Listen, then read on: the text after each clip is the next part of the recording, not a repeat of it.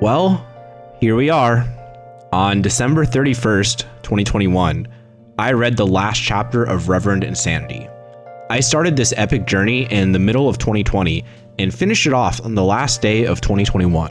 I think it's fitting that my first video of the year will be a wrap-up of my 2-year journey with this life-changing novel. The footage you're watching in the background in the beginning of this video is a game called Shikondo Soul Eater. It's like a Korean version of Touhou, where Touhou is based on Japanese mythology and Japanese aesthetics. This is simply a Korean reinterpretation.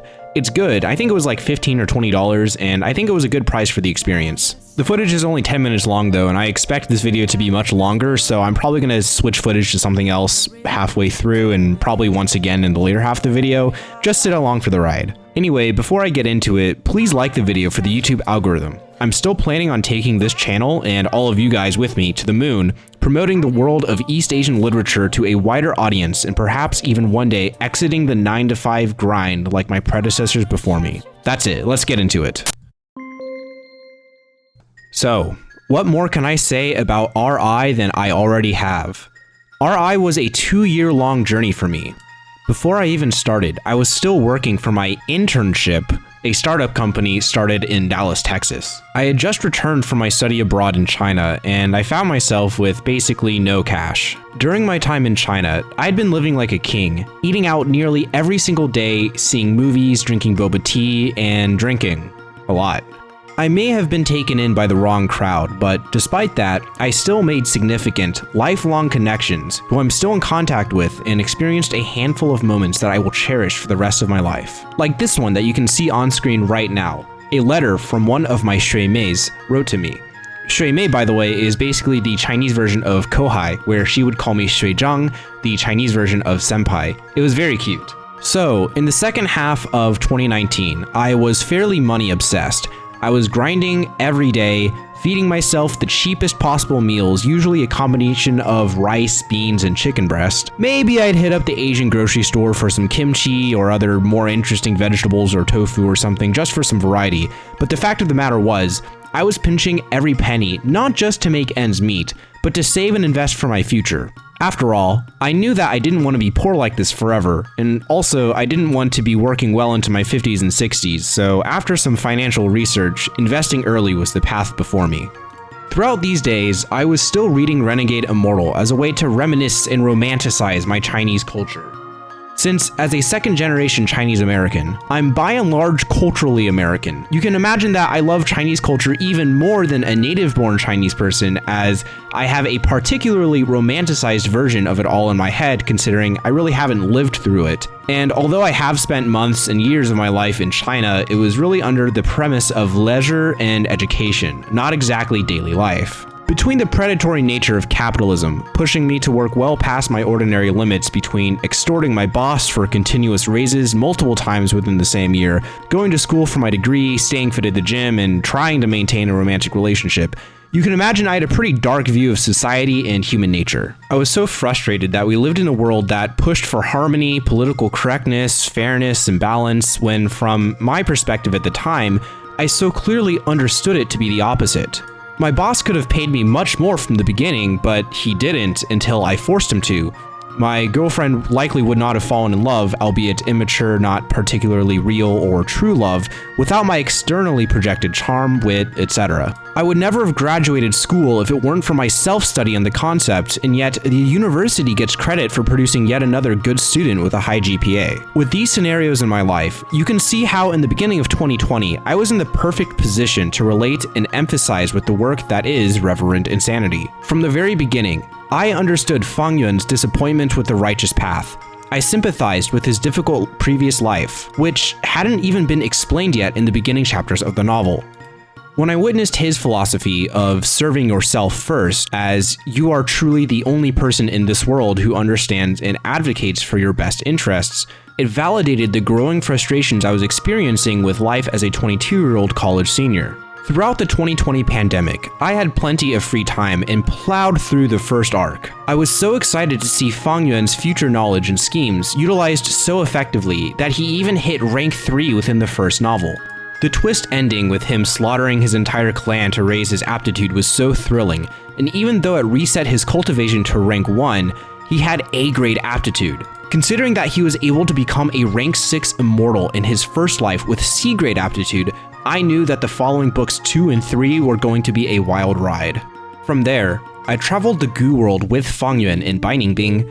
Not only did we get to experience his travels and experience a general understanding of life in the Gu world for mortals and Gu masters beyond life in just Qingmao Mountain, extending to Shangclan City, and even all the way to the cultural differences in Northern Plains. But we got to see more of him taking advantage of his earth knowledge as well as his advantage with the principles of supply and demand, marketing, and sales that make up his business acumen. We didn't know it at the time, but during the events of the collapse of 88 True Yang Building, when Fang Yuan ascends to rank 6 again, it's fairly obvious that Fang Yuan fits right in with the inhabitants of the Gu world. It's my personal belief that his earth knowledge and references to it start to dwindle after that point because perhaps even Fang Yuan sees himself as a native to the Gu world and its inhabitants after spending between 500 and 600 years there, which is obviously a significant amount more time than his life on Earth. You can think of it in this way.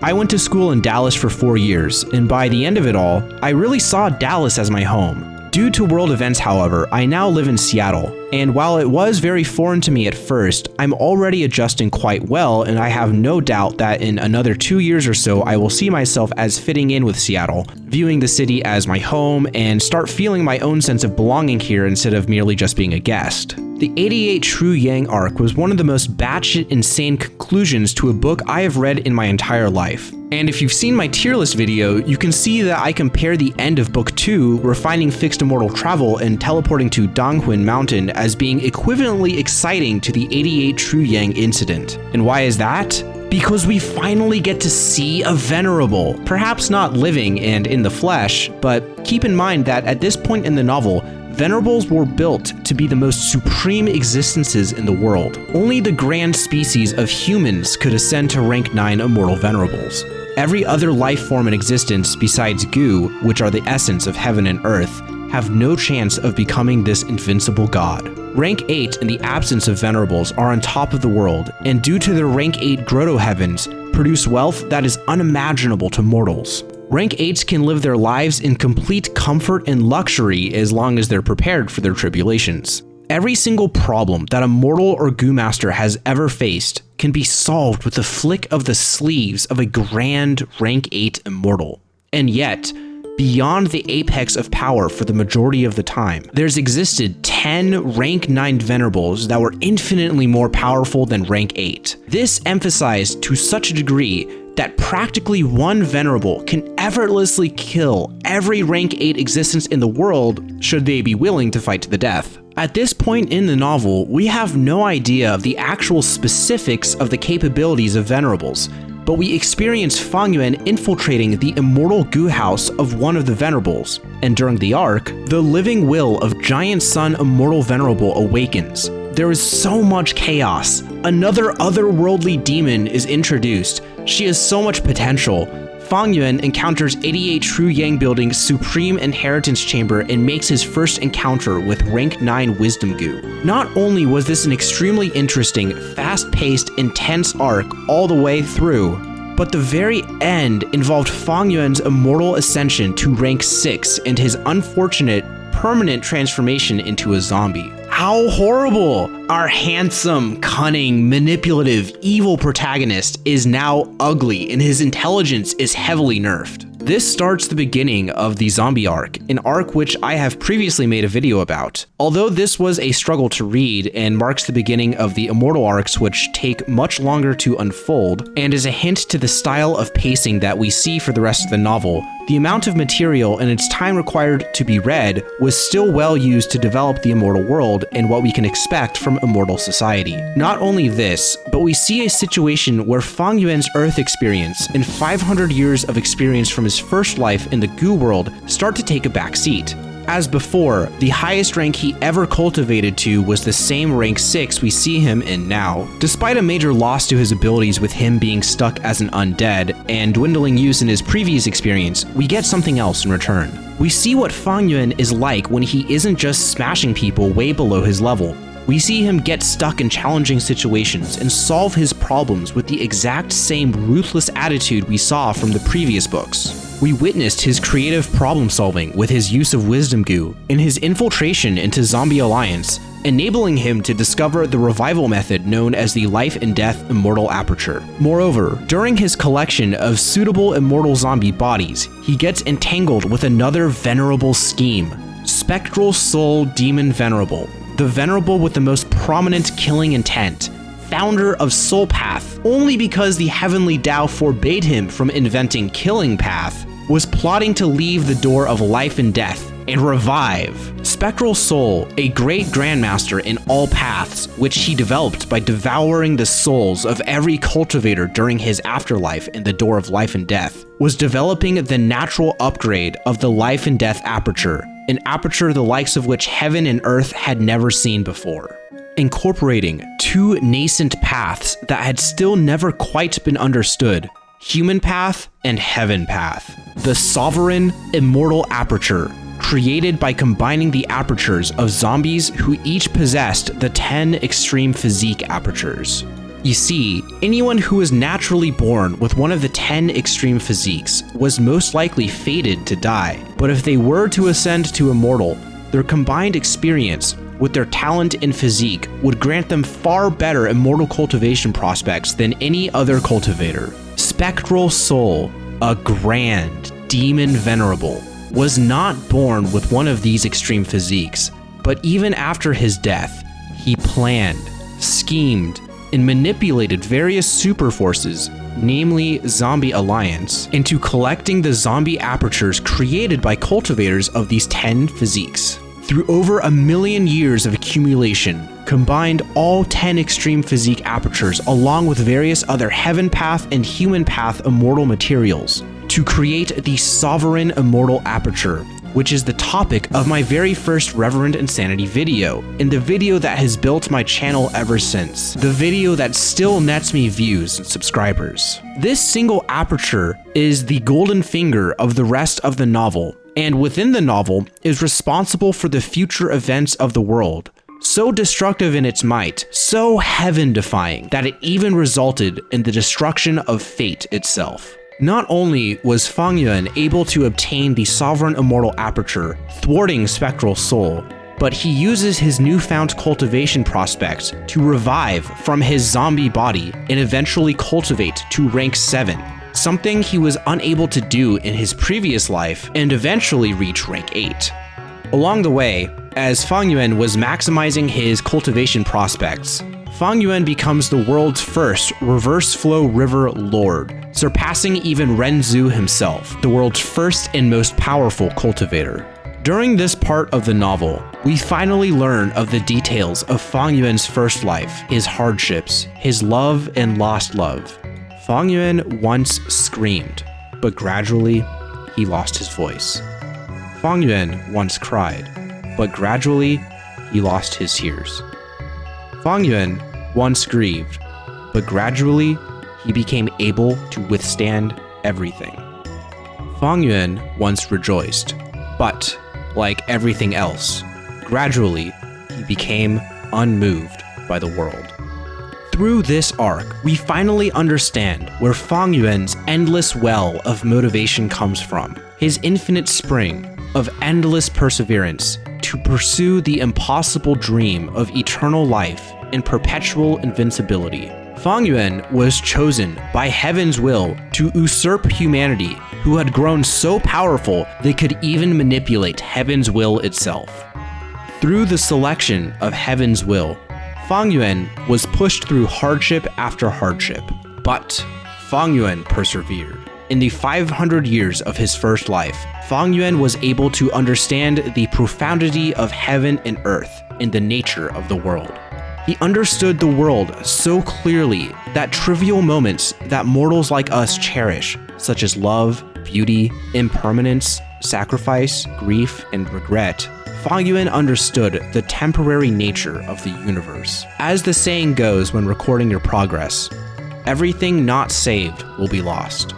In this, Fang Yuan understood that after comprehending such a truth of the world, the only worthwhile thing pursuing was true immortality, eternal life itself. Due to the nature and near infinite potential and prospects of the sovereign immortal aperture, Fang Yuan quickly found himself at rank 8, surpassing nearly all other rank 8 existences, and after receiving the inheritances from various venerables, found himself as the one person tasked with destroying fate. Fang Yuan made as much preparations as he possibly could, and yet, during the Fate War, the unfathomable Heavenly Court killed Fang Yuan, Duke Long, ancestor of the Dragon Men, and the loyal savior of humanity, and servant of fate, killed Fang Yuan in just one slap. But Fang Yuan is different. Using the Spring-Autumn Cicada, the mystical goo that enabled him to rebirth 500 years into his past in the first place, once again let him go back in time, analyze his mistakes, and try again. And just like that, after preparing one final time, visiting more inheritance sites, preparing even more trump cards, Fang Yuan finds himself at the apex of rank 8, holding quasi-supreme Grandmaster attainment in multiple paths, something that no other venerable before him could achieve. Fang Yuan once again engaged in the Fate War, dubbed by fans as the Second Fate War. We see the meticulous planning of all past venerables, who although passed away well before the Fate War, were, with their supreme understanding of the heavenly Tao, able to scheme and prepare methods millions of years into the future for this very moment. With all factors combined, and with the help of multiple rank 9 venerables, Fang Yuan destroys fate in such a way that is not truly destroyed, just that its Dao marks, Heaven Path Dao marks, are distributed all over the world as a unique solution to prevent Fate Gu from ever being refined again. In my tier list video, when I said that the refinement of fixed immortal travel and the collapse of 88 True Yang building were S tier, unbelievable, chaotic, and exciting moments, they were only from the perspective that we as readers had not yet experienced the future moments. The refinement of the sovereign immortal aperture and the destruction of fate are truly triple S tier moments within the plot. Consider where we came from, where Fang Yuan was just reborn into Gu Yue Village, scheming for every primeval stone, just to go from rank 1 stage 1 to rank 1 stage 2, where finally Fang Yuan's power is undoubtedly on top of the world, representing the might of the #1 demon in the world, destroying fucking fate itself. What a wild ride, and yet for Fang Yuan, this was only a stepping stone on his path to eternal life. Any other person would be content with being the most powerful person alive, having defeated the unfathomable Heavenly Court with its accumulation of 3 venerable immortal kings. But Fang Yuan saw the truth, that even venerables had their natural lifespan, and that everything not saved would be lost to time.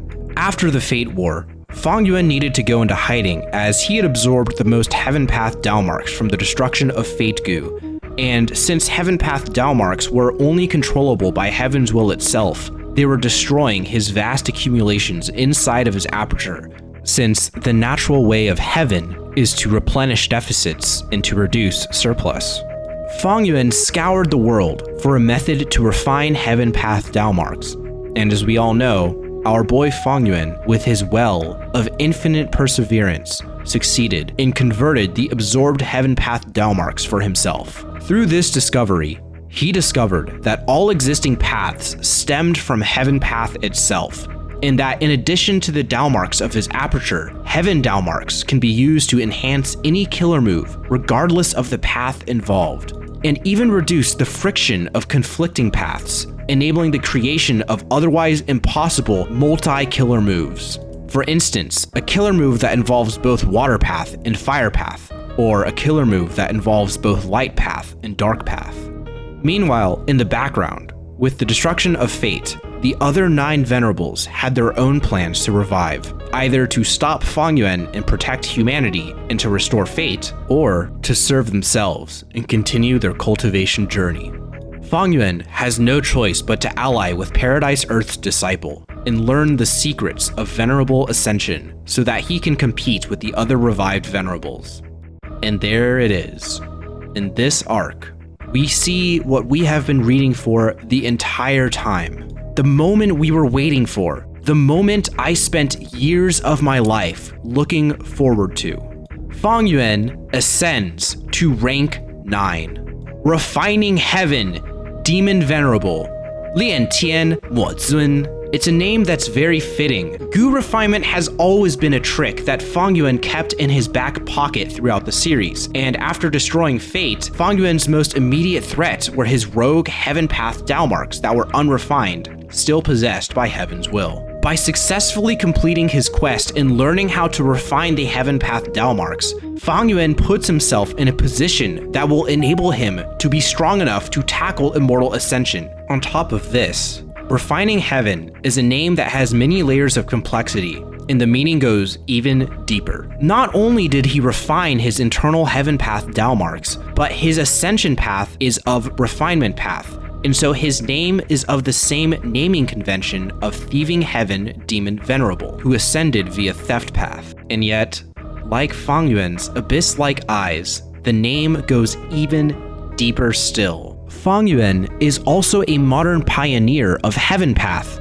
as after he ascends to rank 9, he continues to cultivate Heaven Path, and by using his incomparable attainment as a Refinement Path Supreme Grandmaster to refine rank 9 Heaven Path Gu, and has his own Heaven Path Dao marks, and therefore has the qualifications to activate Heaven Path Gu, and is the only person who is and ever has had this ability. Fang Yuan pioneered the capabilities of a human and was the first person to ever be able to fully control and even own a Heaven Path Gu worm. And he goes on to continue refining rank 9 Heaven Path Gu to indirectly communicate with the Heavenly Dao via the cultivation of the living beings, ascending to Immortal in the grand rank 9 Sovereign Immortal Aperture. He can directly ask Heaven for all of its secrets.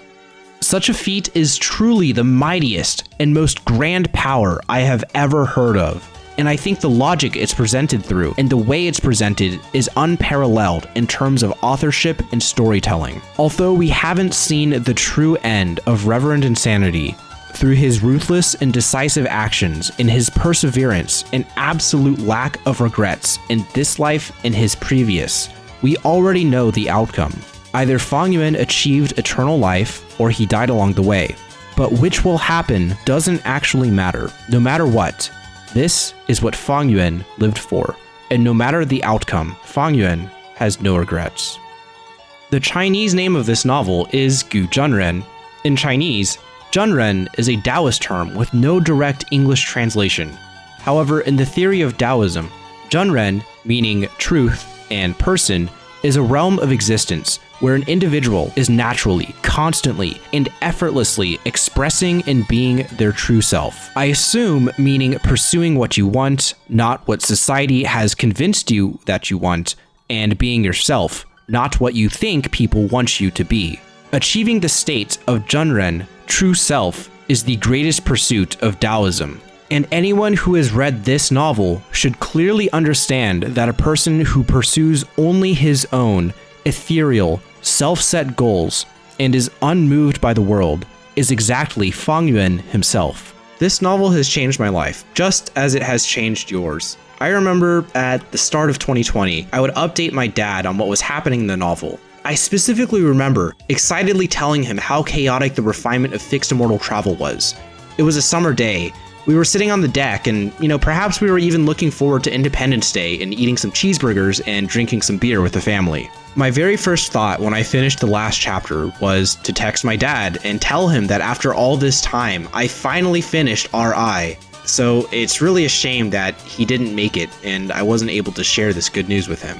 So as a substitute, I really hope you enjoyed my one final look back at all the memories that this book has to offer. Speaking honestly, there is so much content, life lessons, history, and memorable events that no matter how many videos I make about Reverend Insanity, I won't ever be able to cover everything. Much like the infinite profundity in the legends of Renzu, so too is there infinite profundity in this novel. The fastest way to comprehend it all is just to read it yourself, and perhaps read it again if you really want to understand the definition of insanity. I'd like to thank everyone again for giving me your support on these RI videos and for reaching 775 subscribers. I have big plans for 2022 and I hope you will be there with me. One final time, please like the video if you haven't already done so and consider subscribing if you're interested in seeing more videos produced by myself. I am the Content Savant. Thank you for watching and I'll see you in the next one. 我曾经毁了我的一切，只想永远的离开。我曾经堕入无边黑暗，想挣扎无法自拔。